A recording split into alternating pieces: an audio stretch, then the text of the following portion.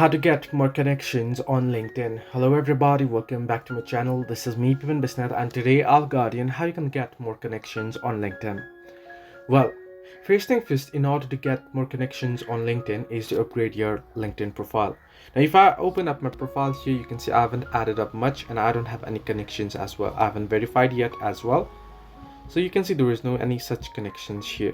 Now if you head over to my network option, you'll be able to see the option that people that you'll be able to follow and connect and add as well. So you can see here. Now you want to connect with co-workers and school alumni, and you want to write engaging contents for more connections, and you want to optimize your contents as well, and join certain groups. You will be able to head over to my network and you'll be able to look in for certain groups that you'll be able to join as well of your likings. Then you want to make good use of all the information and add it to your profile, turn interactions into connections, promote your LinkedIn profile as well.